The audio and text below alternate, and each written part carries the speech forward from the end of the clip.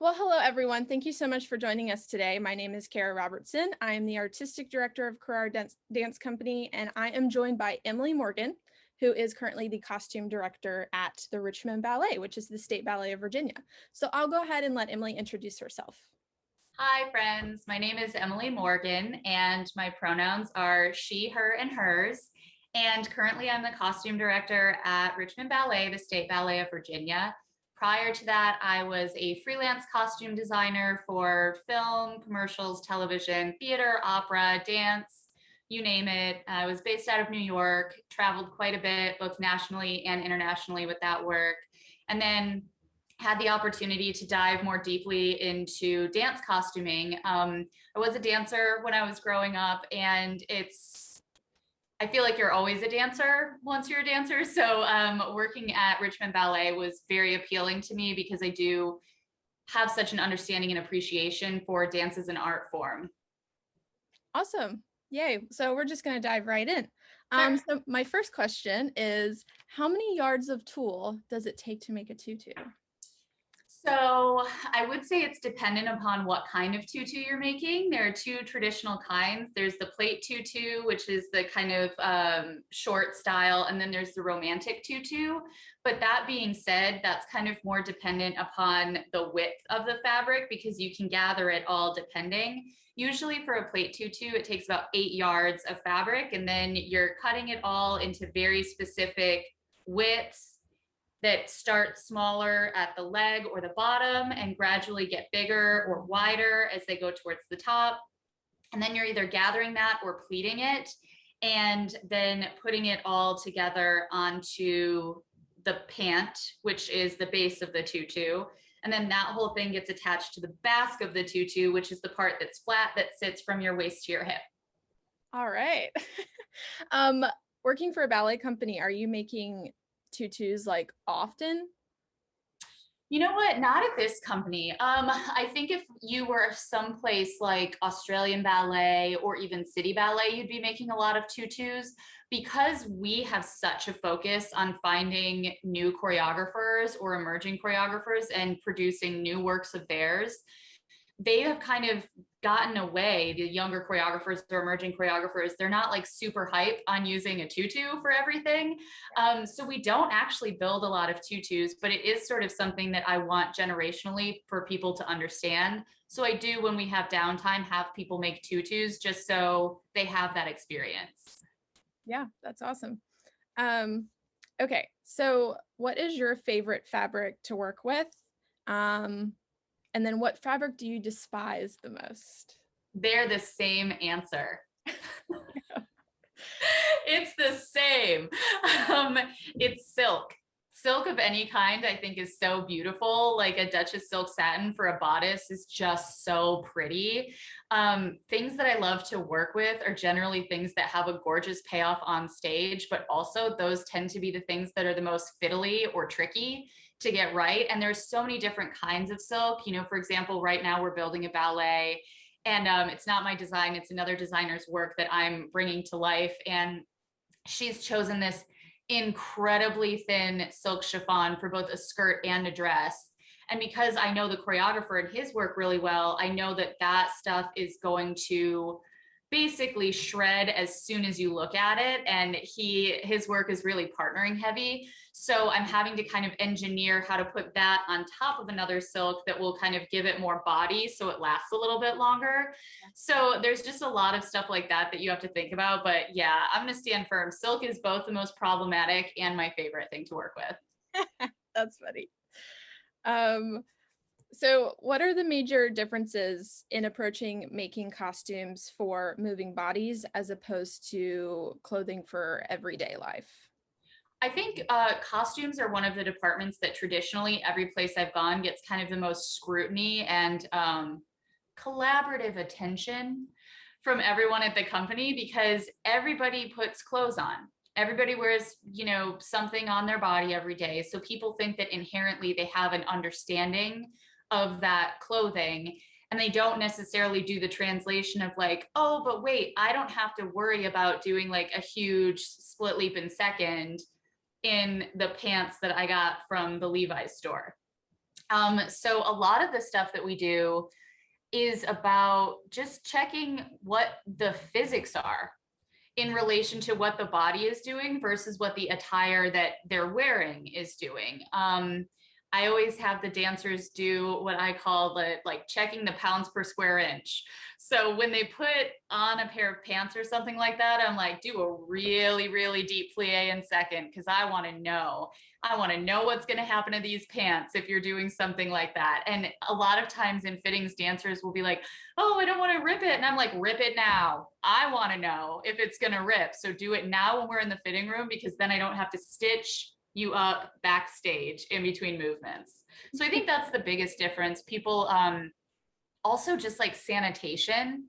People think about like, oh, well, I really want this dress to, you know, look like an evening gown and blah, blah, blah. And I'm like, yeah, but if we're going to spend that much money making that dress and it has to go on 2 people, it's going to need to be washed. And if you want to do all of that painting and dyeing on it, it's not going to be washable. So just kind of like stuff like that, thinking through how rough and demanding dance is versus what we're wearing on a daily basis. It's just like kind of creates different worlds.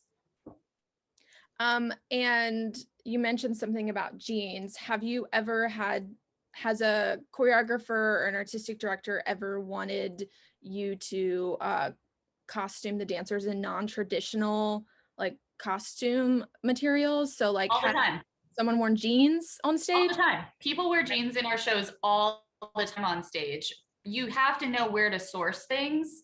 So it's really important to like have a keen eye. Honestly, I've been known to stop people on the street and say, where did you get those pants? Nicely. But if I see something that I'm like, oh, those jeans look like they're made out of like really stretchy twill, I will stop someone at a restaurant and say, I know this is a strange question. Do you mind telling me where you got your pants? And then costumers, you have to have kind of a network of other costumers that you're friends with. And everyone is just like a text message away, like, help, I need like these pants. Does anyone have a good source? I mean, I've had multiple other costume directors just because we do a lot of contemporary stuff. And then I do have a musical theater background as well. And that attire has a tendency to be a little bit more pedestrian looking. So a lot more dancers wearing things that look like jeans or trousers. So, you know, the costume director for Ballet West sent me an email over the summer saying, you said you have a really good source for pants. Where are you getting those pants? And then just sending them the links to those things. And then beyond that, there are little tips and tricks. Like, for example, if you get a pair of store-bought pants and you want to put them on stage, you have a couple of options. You can get a like nylon spandex or something that has more stretch that matches the color and create a gusset in the pant, like through the rise to kind of help with the stretch a little bit. I often buy one extra pair of pants and cut it up and create like a bias tape so I can put an extra little crotch gusset into those pants, and you'll never see it because it's the same fabric and it's on stage and there are lights and people are moving. Like it's honestly very forgiving at the end of the day of like, we're gonna have to put something in there. It's not gonna work otherwise. So there are a lot of tips and tricks, but definitely like you just have to maintain good relationships with people because we're all very open with our expertise with each other. That's great. Yeah. Utilize your network. Mm-hmm. So how long do costumes typically last? I'm sure it probably depends on what materials you're using. It totally depends. And it depends on more than anything else, how you're storing them and how thoughtful you are about how you're maintaining with them when like they're getting on and off the body. So for example, Nutcracker, you're going to be replacing those elastics on the shoulders every single season, because to send them to the dry cleaners, you have to take that elastic off. And we do. We take all the shoulder elastics off, we put them in a Ziploc bag in pairs, and then we send it to the dry cleaners because dry cleaning actually ruins elastic. Okay. Other things that ruin elastic are just like hanging it on a hanger. That ruins leotards too, because the weight of it will drop that lycra as it continues. So we use things like archival boxes to lay things flat so they don't like get warped and stretched.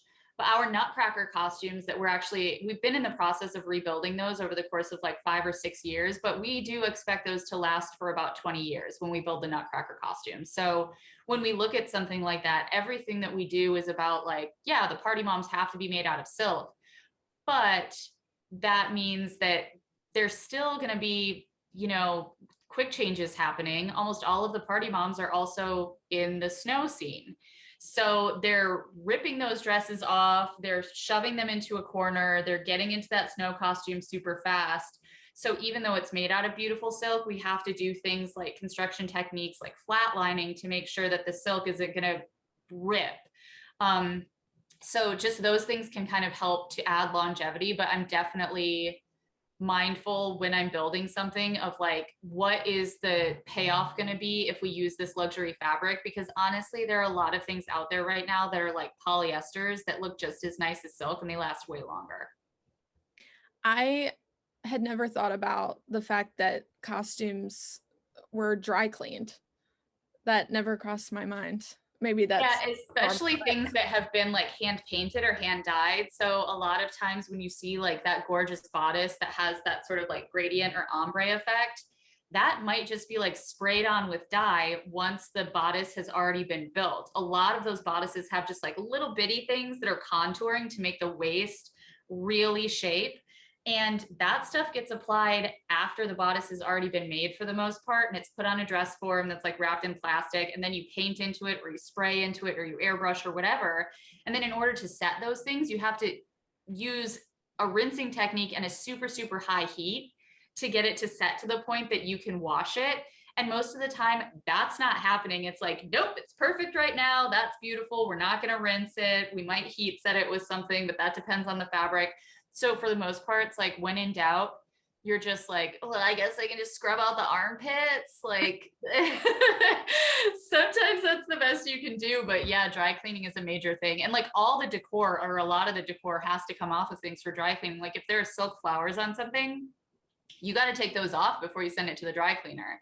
And then that means the next time it's done, those flowers all have to go back on.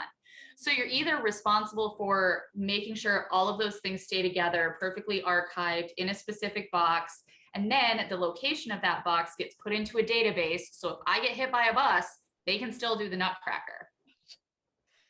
And when you dry clean costumes for Nutcracker, that's a ton of costumes. Mm-hmm. Are you taking all of them in at one time? Yeah. Okay, that's a lot. That's a lot. It's a lot, although there are things that you can kind of leapfrog from year to year, like the gentlemen's tuxedo jackets, for example, because they're not really sweating. I mean, like they barely do a polka in Act 1 of the Nutcracker. So we are washing the shirts that they're wearing underneath those tuxedo jackets every single show. And then the tuxedo pants we'll send to dry cleaning every year because those have a tendency to get sweatier because a lot of those guys are wearing tights underneath it for the rats. So they get a little bit sweaty. So there are like multiple layers of costumes that people are wearing underneath the things that they're already wearing. And we just kind of try to leapfrog year after year, like, okay, well, we didn't send the party dads jackets last year. We have to send them this year and stuff like that. Okay. Wow. That's a lot to wash.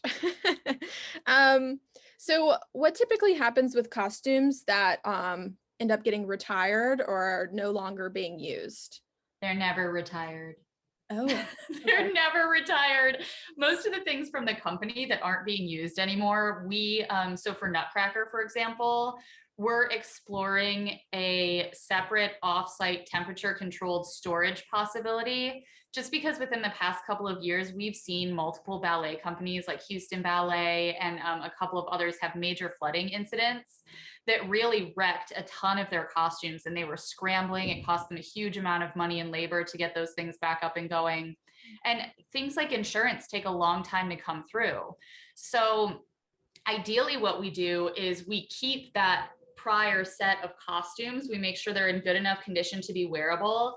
And we're exploring keeping them in like a outside secure facility so that if something does happen here on Canal Street at this location to our costume storage, then we potentially have a set of backups that we can use that have been stored someplace else. And if it's not something that's that big, like a story ballet, Honestly, we use a lot of the old company costumes for things like if they're still wearable, you'll see them cut apart, modified, things added for both the school and also the New Works Festival. Because if we have choreographers coming in and they're just doing a 10-minute piece in that festival setting, we really don't have time to build for 4 choreographers, specifically because they're only here for a week to create a 10-minute piece on the company. They don't want to give up fitting time, and we don't have time to build things. And most of them don't know what their piece is going to look like until like day 3 of rehearsal. So that basically gives us 2 days to figure out how to build the costumes. If you have things downstairs, like a set of white bodices that you know work, it's so much easier to say like, hey, we've got these, we can do X, Y, and Z to them in this amount of time. So it's actually super rare that we get rid of things. And when we do, I try to take them to fabric recycling. Okay, awesome. So how large is your team that you work with now? And does everyone do a little bit of everything? Are there specific roles or focuses that people have? Or does it kind of depend production to production? It depends production to production. Right now, there are actually only 2 of us in the costume shop full time because we are in a very unique situation with COVID. We're trying to get through, number one, a lack of revenue from the prior season. Nutcracker usually represents several $1,000,000 in revenue.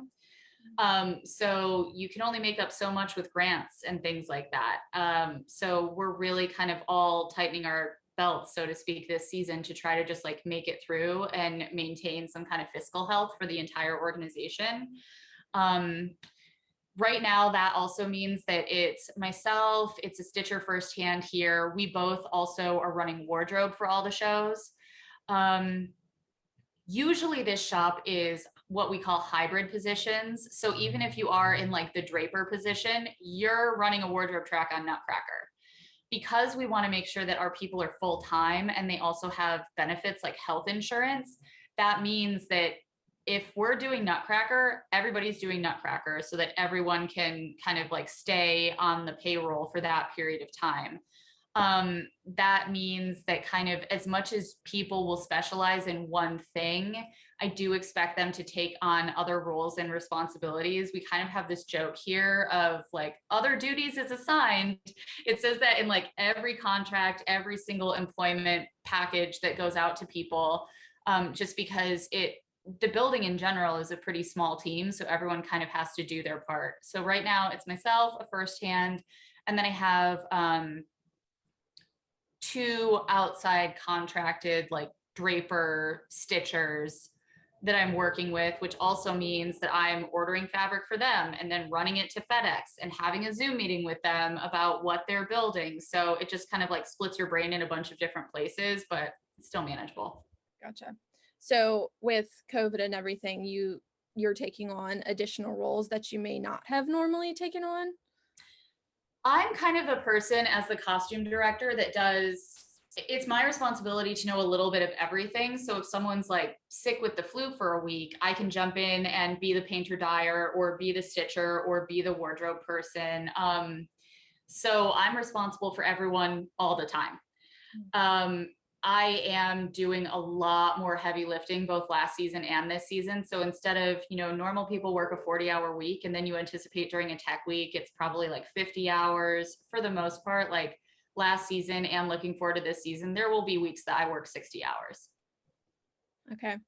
And when you're in production mode, you're present at all of the performances? It depends. For something like Nutcracker, if I am fully staffed, sometimes I'll just come in and do the day work, which means finishing up the laundry, distributing costumes, doing all of the steaming, making sure all of the stuff is in the dressing rooms, doing any sewing notes that are done. And then, potentially I'll stay like through the curtain and then leave to let the wardrobe crew do their thing. There are very separate roles. Like there is the wardrobe supervisor is the person who is in charge once you're in the theater. Okay. Sometimes that's my job also. More often than not, I like to pass that off to somebody else because that means that somebody backstage is in charge.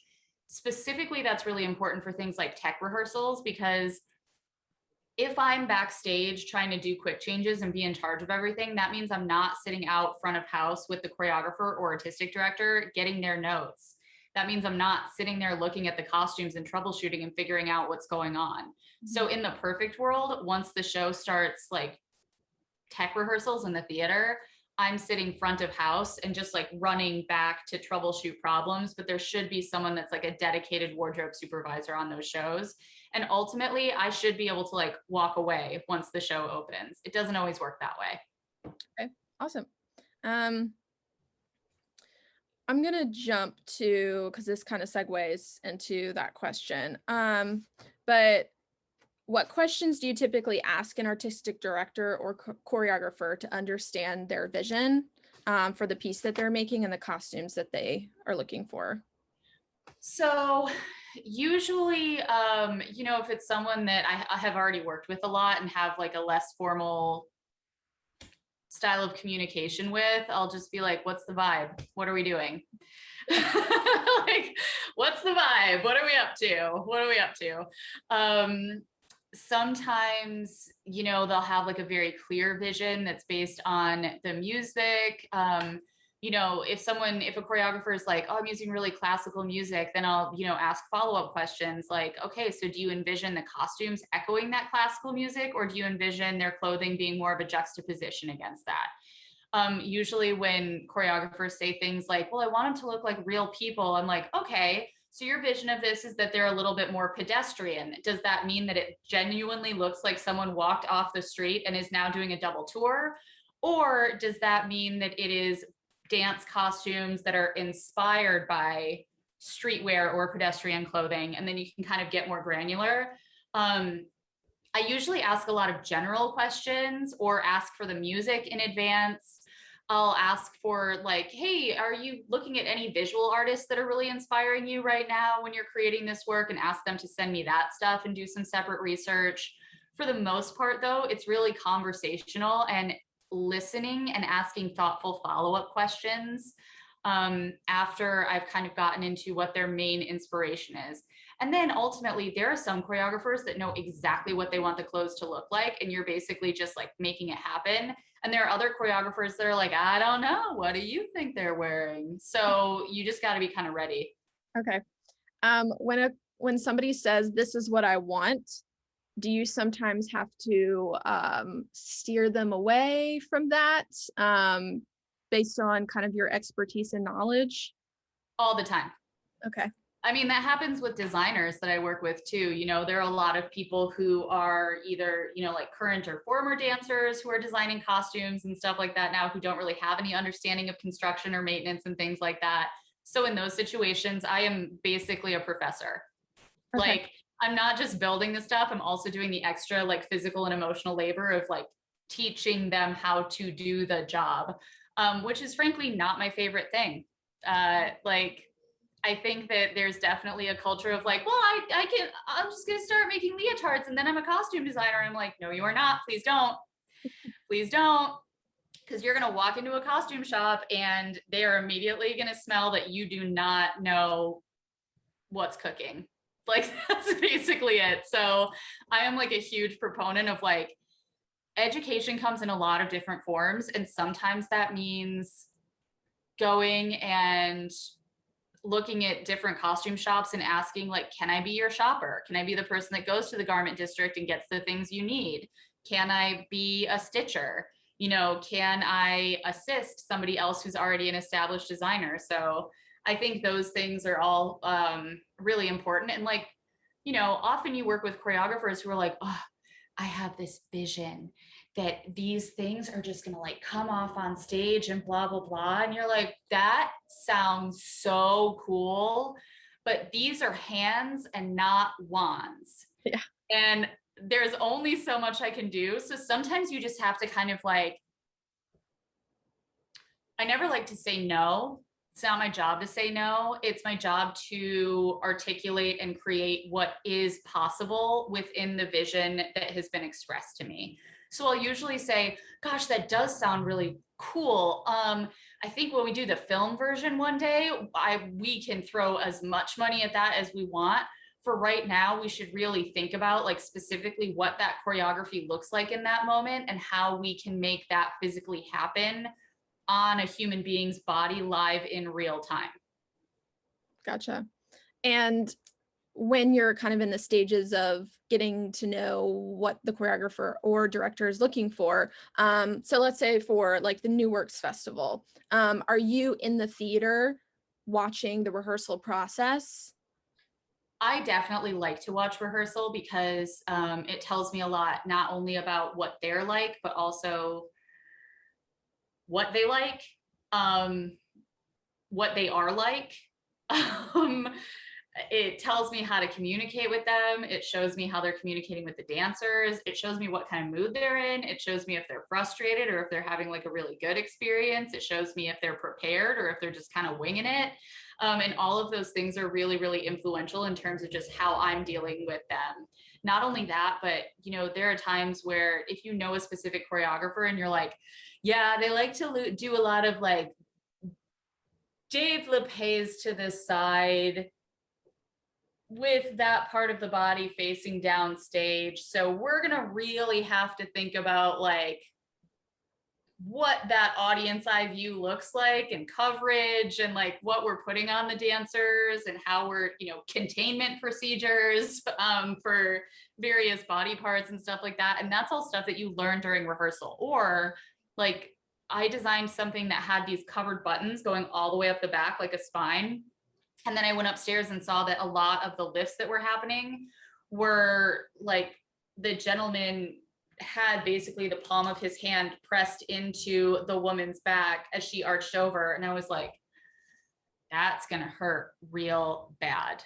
Or the buttons are just going to pop off. So then we had to figure out how to engineer like the look of buttons without actually using the buttons that you can buy in the store, which meant, you know, using wire cutters to cut the backs off of all of those covered buttons, covering them, and then stitching all the way around each of those individual buttons onto the mesh to make it stay, but also be flat against the palm. So sometimes it's just like, what I thought was good isn't going to be good. I have to fix it now. So yeah, I do try to stop upstairs in rehearsal, not to be too like creepery about it, but I generally ask the choreographer for consent or what their level of comfort is with me also being in the room, because some people are like, no, I don't want people to watch. But I think specifically for early career choreographers, having a presence in the room that is like there supporting them and wanting to realize their vision with them is a really good way to help them understand that as you move up the ladder as a choreographer, there are going to be times when donors are watching you conduct a rehearsal when you're trying to choreograph on bodies. The artistic director is going to be in the room. The managing director could be in the room. There could be alumni from the company that are there visiting. There could be guest artists that are visiting. So helping them understand that like other people are going to be in the room. You can stay focused. Don't worry about me. I'm just going to sketch my sketches or write down my questions, I think is actually for the most part pretty helpful. So I try to be there. Yeah, awesome. So other than costumes, what things do you do as a costume designer? I know or director, sorry. I know you've touched on some things that audiences wouldn't normally think of. Honestly, it depends on the context. Like sometimes I'm helping the scenic people troubleshoot things because often scenic people are like, well, this is fabric, so I don't understand it. Sometimes I'm doing donor relations stuff with that department. Sometimes I'm doing like things for marketing where I'm going and, you know, talking to a company that has given us some money for another program and they want me to come do like a lunch and learn seminar about like how costumes work. They're definitely dependent upon your situation, is a lot of other hats that you're wearing within your own. And I mean, in this building, you know, we've got this projector screen that always gets wonky and looks like a ruffled potato chip on one side. And until we figured out how to repair it, and it's still doing it, I would have to like go up on the genie with my wardrobe apron and get up there and like put a dart in the projection screen. And I'm like stitching this projection screen. I'm terrified of heights.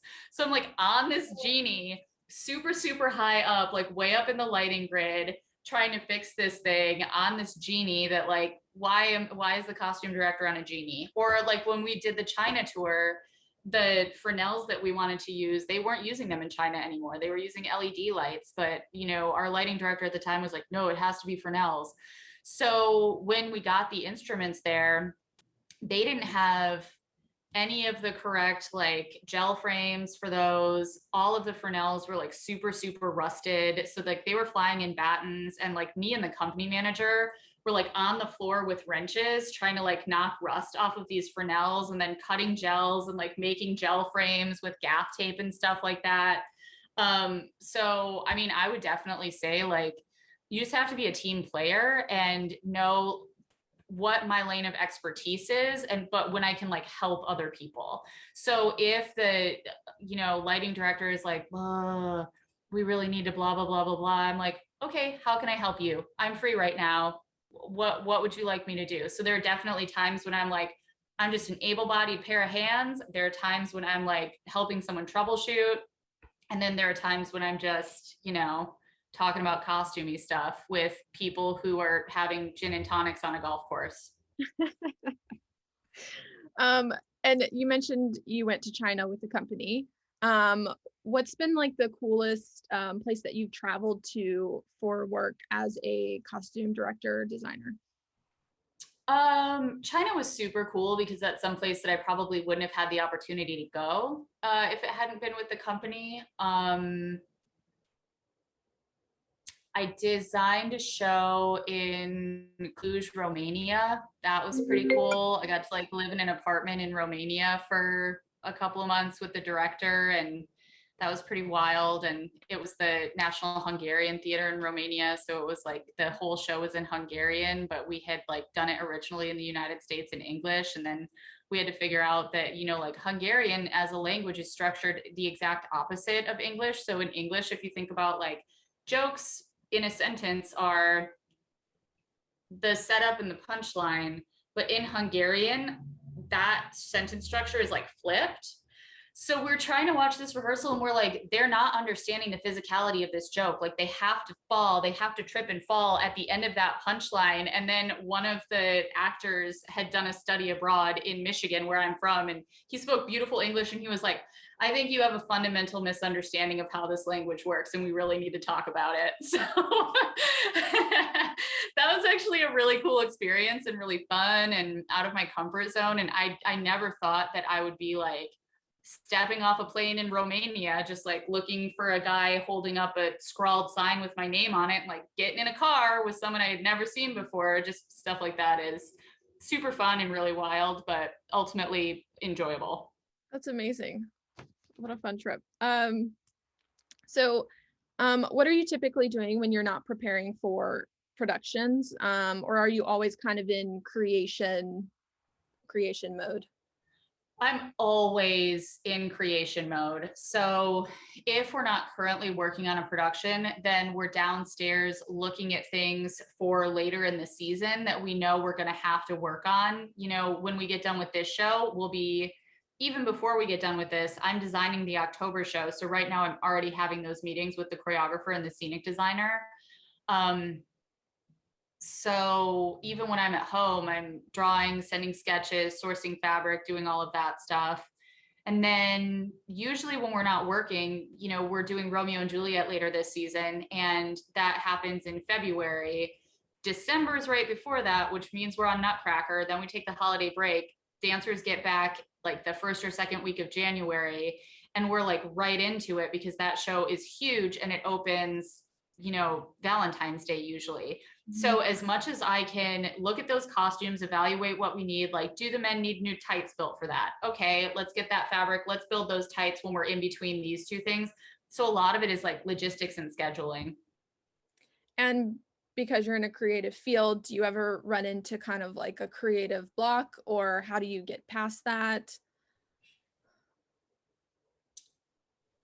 I try to, my professor in graduate school used to have this saying that, people would be like, what's your favorite show, or who's been your favorite choreographer? And she always just said, you got to love the one you're with. Like whatever you're doing, you really have to find the special inspiration or the special thing about that specific show, or that specific project. And if you sort of approach everything like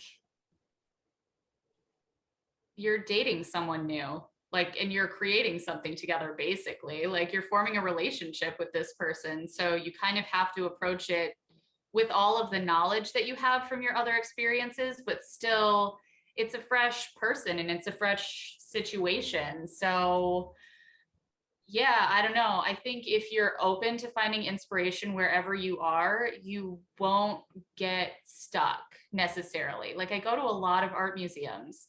I listen to a lot of podcasts. Yeah, I watch a lot of stuff that if somebody suggests it to me, even if I'm like, it doesn't really sound like my vibe, I'll still watch it just because I want to have the input and the information from what other people are looking at and consuming and what they think is cool, because all of that information is mine now and I get to use all of it. Yeah, I watch a lot of other people's stuff. I just consume a lot of other art when I feel like I'm maybe a little uninspired. Yeah. So not staying in your little bubble, It's so important to not stay in your bubble. And having not come from the dance world necessarily as a costumer, I have found it a little bit wild how few people in the dance world have any kind of frame of reference from other art, even other live performance genres. Like I'll reference something about something that I think is like really in the zeitgeist. Like I'll be like, oh, like the habanera in Carmen where she's blah blah blah blah blah blah blah, and they're like, which now? And I'm like, Carmen, it's a very famous opera. You may have heard of it. Like, I heard of it. I don't think I've seen that one. but there are certain times where I'll just say like, oh, it's like a very like sultry kind of like strong Carmen vibe, and they're like, Carmen de Lavalade? I'm like, she is a strong person, but that's not the one I was talking about. Yeah. That's funny.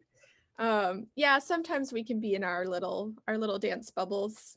So it's a good reminder to get out of that. It is even consuming like different styles of dance. Like we were doing something with a choreographer for a New Works festival a couple of years ago, and one of the dancers was like, oh, I've just never seen his style of movement before. It's so interesting in how he, just kind of like takes these gestures and then, repeats them. And then like, as you repeat them, they get sort of bigger and bigger. And I was like, did you not know that he's pulling directly from Butoh for this ballet? And this dancer was like, who now? And I was like, Butoh. And he was like, who's Butoh? And I was like, it's not a who. It's not a who. I ended up having to like bring up YouTube videos and stuff for him, which was really funny. But I also learned that you can't just continually shout Butoh at a dancer and hope they magically understand what you're talking about. It doesn't work like that. Yeah.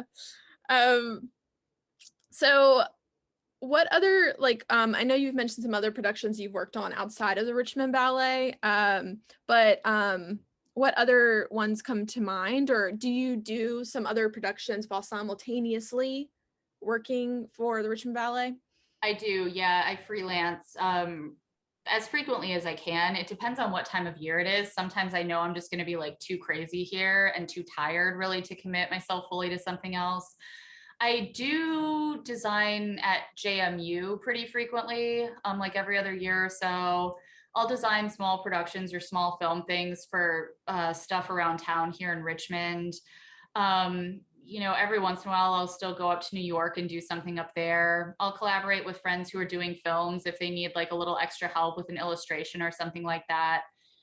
So definitely I'm doing much less stuff on the road now that I have this full-time position at the ballet. But yeah, I still try to do things other places. And then obviously the choreographers I meet here, when they're doing something someplace else, they're like, do you have the time? What's your schedule look like? Would you be able to do it? So that happens too. And when you say that you're doing design work, are you just creating the design, but you're not actually crafting the costume?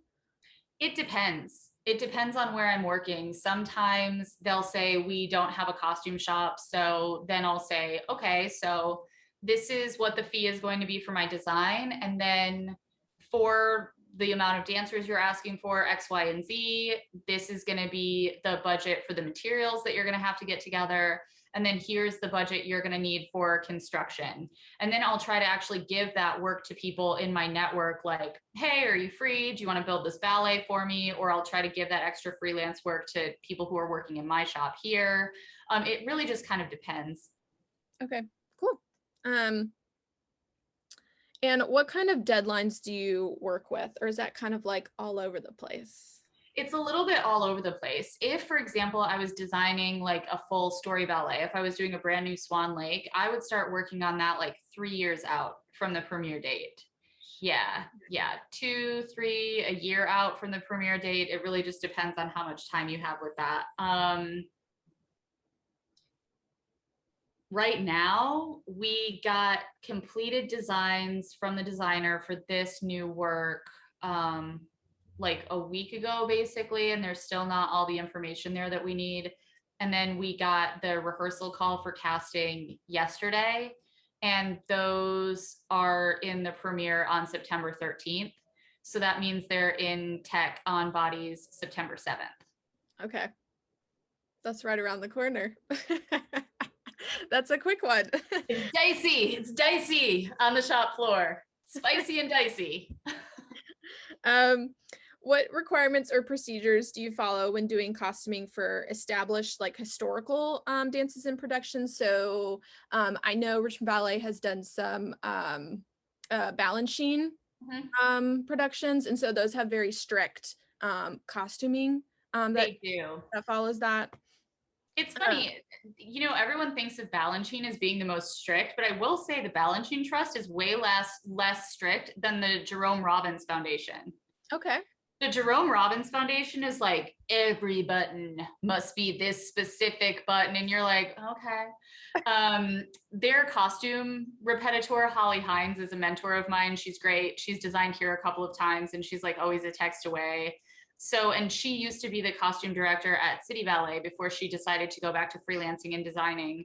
So if I'm doing something like theme and variations, I can check in, you know, with her and say, when you did theme and variations for Suzanne Farrell, like what color scheme did you use? Because I've seen burgundy and gold. I've also seen green and blue. Like, do you know if the trust has a preference for that? And sometimes they do, and sometimes they don't. Like yesterday I had a meeting, we're doing Allegro Brilliant in October.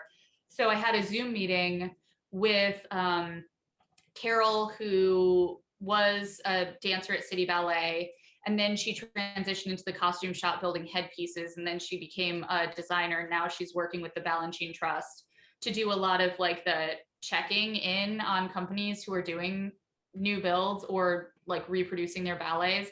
And we just did like a very fast fitting with some of the dancers and talked about, you know, how can I like zhuzh this up a little bit to make it look fresher? And, you know, talked about like, oh, you could add a jewel here, or you could take the headpieces off the girls, or, you know, you can put this on that person. And it's really just, again, it's a collaborative effort, but for the most part, you really have to like do your due diligence. You have to do the research in advance to know what the different versions of that are. And then we have a relationship with those different trusts. Like Stoner Winslet, our artistic director, is actually the director of the Butler Trust. So she has all of the Butler choreography. And so, you know, if another company wanted to do Carmina, we would just be like, just rent it from us. Like, don't try to build your own. Or if they wanted to build their own, I would send them like very meticulous pictures of this is what the neckline is.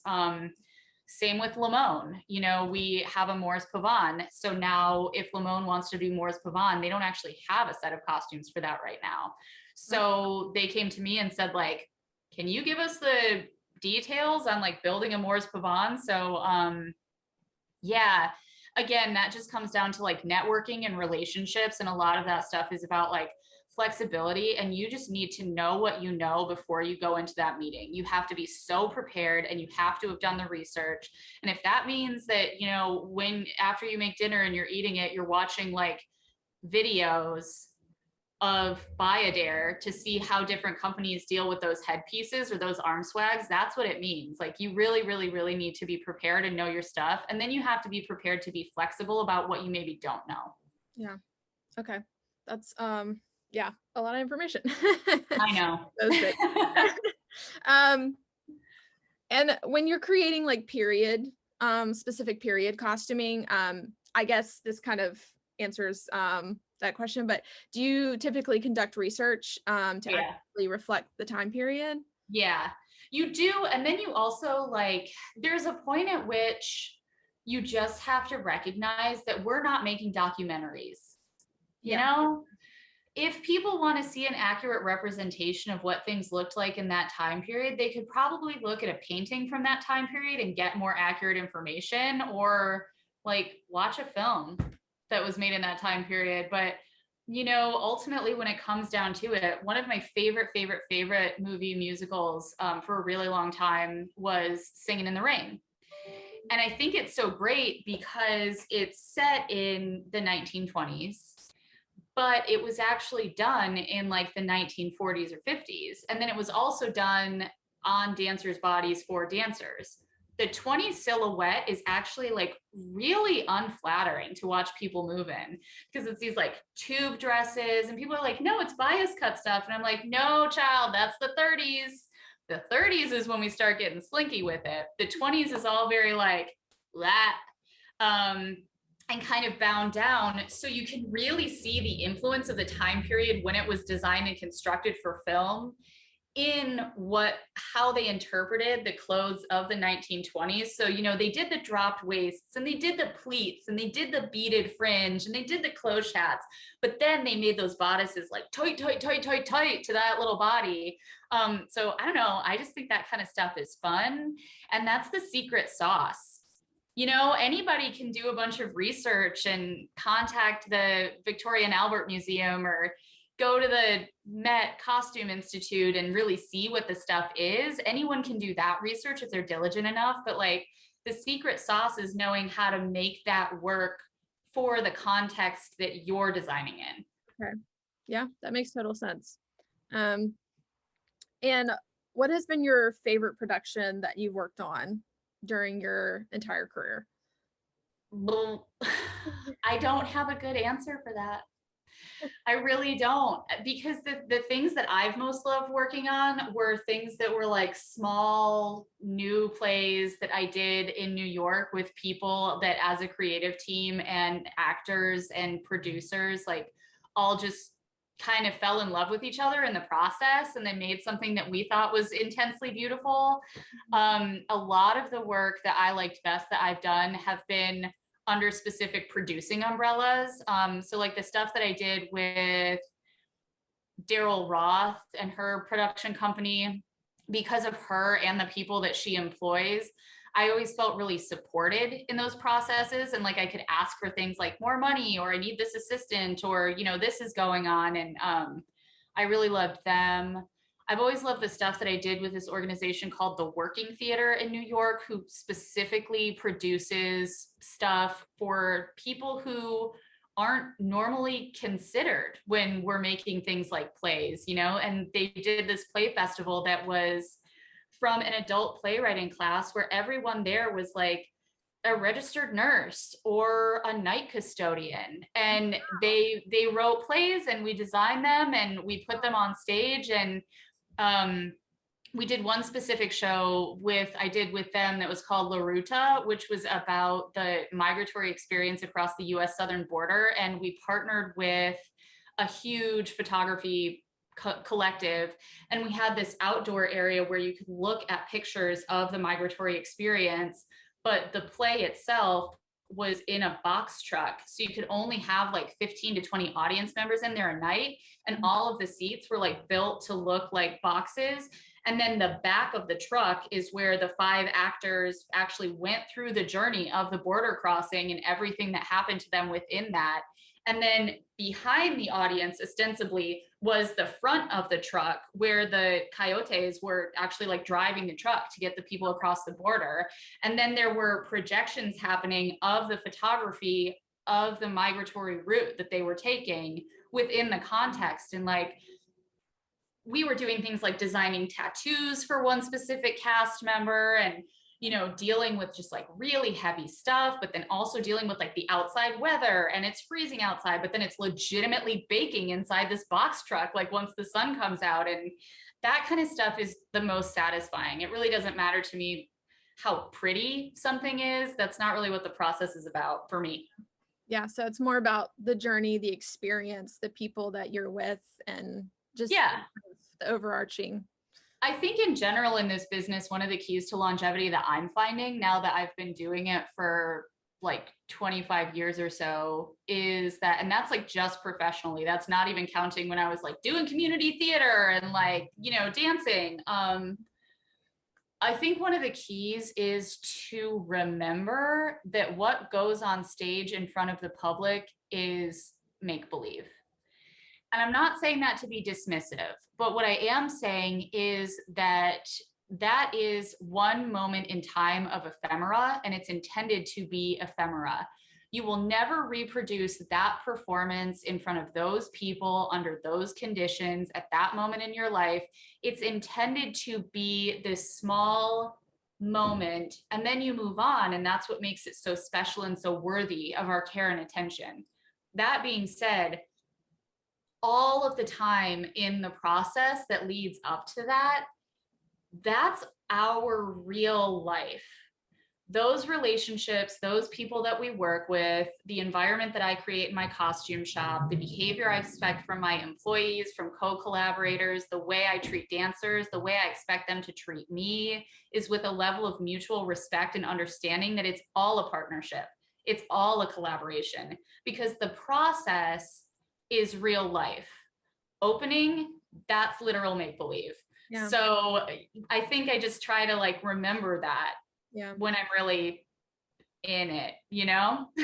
Yeah, that's a really helpful reminder because I think sometimes I know for me, I'm much more about like the final product, let's get there, let's do it, let's produce it. But you're totally right about the process of building it and getting there being the real life part. And we need to remember to enjoy that. And there have been things that I've put on stage that everyone's like, oh my gosh, it's so beautiful. It's so beautiful. This ballet you designed is so beautiful. It's my favorite thing that you've ever done. And I won't even watch it, frankly, because the process has been so bad. Like whether it be like the choreographer was just rude to the dancers in the space and I have that vibe attached to it, or like, you know, if something else was going on, or if when I designed that ballet, I was dating somebody and it ended really badly, I'm like, ugh, no, I don't want to watch it. Like all of that stuff is baked into the cake of that piece. Yeah. So I really super try to be mindful of like what we're doing every step we take during the days that we're creating that.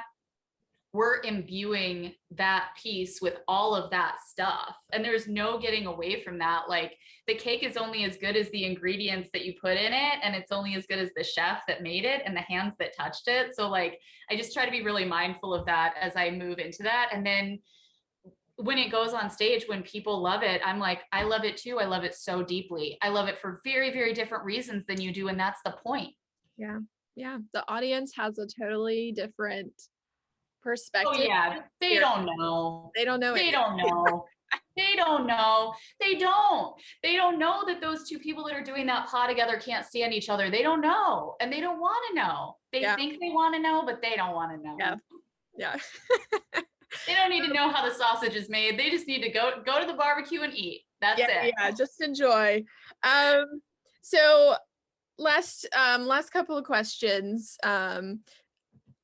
How did you kind of like, I know you said you were a dancer, but how did you really get into the world of costumes and discover that that's what you wanted to pursue as a career, or was that kind of like an accident? Both. I was a dancer for a really long time, and then I got like really into just live theater. I grew like 4 inches in one summer. So all of a sudden I was 5'10", and I was like, I'm not going to be a professional dancer. Like, it's just not going to happen for me. I think now people are much more cognizant that that is not a barrier that needs to be put on femme or female dancers. But it was then. It was when I was dancing. Like, it was very much like, you're over 5'7", it's done. You're done here. I can't put you in character heels, like 3-inch character heels next to that dude. That's not going to work.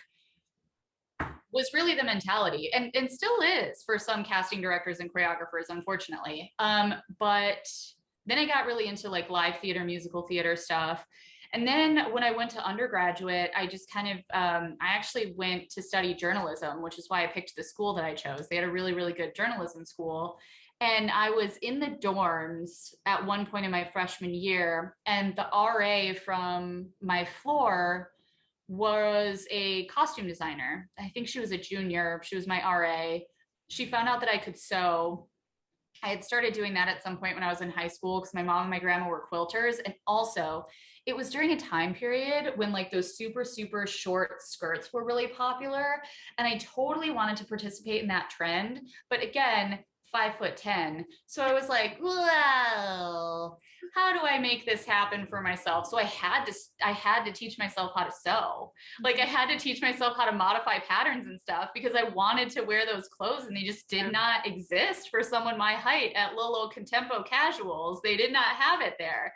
So she found out I could sew. They really needed extra sets of hands. They were building armor for Henry V or something like that. And she said, would you be willing to give up your Saturday? And I was like, yeah, I'm game for whatever. Like, I'm very much a yes person. You know, if it's not unsafe, I'm like, yeah, I'll do it. So I showed up and they offered me a work study in the costume shop. And then I just started like, I got really sucked back into theater because that's what I was taking for my electives. And then at a certain point, I think when my dad moved me out of my dorm freshman year, we got in the car and I was like, Dad, I changed my major to theater. And he was like, well, okay, do you think you're going to be able to make a living doing that? And I was like, we'll see. We'll see. But I was still doing everything. I was really fortunate. I went to a BA program instead of a BFA, so I didn't have to choose a specialty. I actually think that's really important. I encourage people to do BA education instead of BFA because I could stage manage. I was still auditioning for stuff. I was still dancing all the time. I was singing, I was in Glee Club, I was directing stuff, I was producing stuff, I was just doing everything. And at one point, the head of the costume program was like, you know, if you're the costume designer, you get to play all the characters on stage. And I was like, that sounds like a plan. So I just transitioned from there. And then once I got out, I moved to Chicago and was still stage managing and designing. But then I got offered a job at La Jolla Playhouse in San Diego in their costume shop. And I was like, that's a really, really prestigious place. Like that's a pre-Broadway house. I'm going to go there. So I it was an evolution into making that decision, but I just like said yes to a lot of opportunities and tried to learn as much as I could from every one of those things. Yeah. So what would you like recommend to maybe like young kids, people in college, other dancers that are interested in learning more about costuming and designing, and possibly pursuing that as a career? I would say start by learning how to sew. That's really important. Good places to do that are like a lot of after school programs actually have sewing that people don't really know about necessarily. Like Girl Scouts and Boy Scouts offer like sewing merit badges that, you know, if you talk to someone and you're like, wow, I'm really interested in that. If you talk to your scoutmaster, I'm sure they would find someone who knows how to sew and teach you how to use a sewing machine. You know, here in Richmond, we're actually really fortunate. There are places like the Viz Arts Center who has tons of sewing machines there, and you can take classes there and just kind of get your feet wet. The other thing I recommend is if you have a sewing machine at home, get one of those cheesy 1-hour sewing patterns from Joann Fabrics and make yourself a pair of pajama pants. It's something you're going to wear. Yeah. Make yourself a pair of pajama pants. Pick out some cotton you like. Try it. See how it goes. Allow yourself the trial and error. See if that process is even something that you like. It's always frustrating when you learn a new skill, but if you're excited about it, then that's going to kind of push you through. Mm-hmm. And then start consuming media with a lens that's a little bit more focused on things like design. You know, if you go to a movie, look at what they're doing with the storytelling and design. You'll start to notice a lot of subtle stuff that's happening that tells you so much about the character or the action before anyone opens their mouth. And then I would say definitely use the resources around you and know that you're never going to know everything. So mentorships are very important.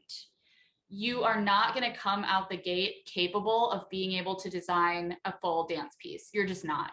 Yeah. You need to use the resources around you. You need to get assistantships from other people. There are a lot of, again, opportunities to like, you know, be sewing on the weekend. Don't be afraid to take a day job. So many people in the arts are like, feel like it's some kind of failure if that's not where you're making your primary living. And I want people who are creating things to be healthy and housed and eating. And that means sometimes you're going to take a survival job and you might be super surprised the opportunities that survival job gives you. Like when I was in New York, I took a survival job working at the Guggenheim. There's a theater downstairs in the basement. They do this program called Works in Process. That's where I met Larry Keigwin. That's where I got to see the costumes from Paris Opera Ballet up close. That's where I saw my first set of Bayadere costumes from Dance Theater Netherlands. Like, and that I was literally pushing a broom and putting down spike tape in the basement theater at the Guggenheim Museum. So I think like, know what your goal is and set it, but be flexible and be willing to learn and be willing to be surprised by where it takes you. Thank you so much, Emily, for your time today. It was wonderful getting to talk to you and learn more about the large, vast world of costume directing and designing. I know I learned a lot, and I'm sure our viewers will learn quite a bit as well. So thank you so much. Thank you for having me.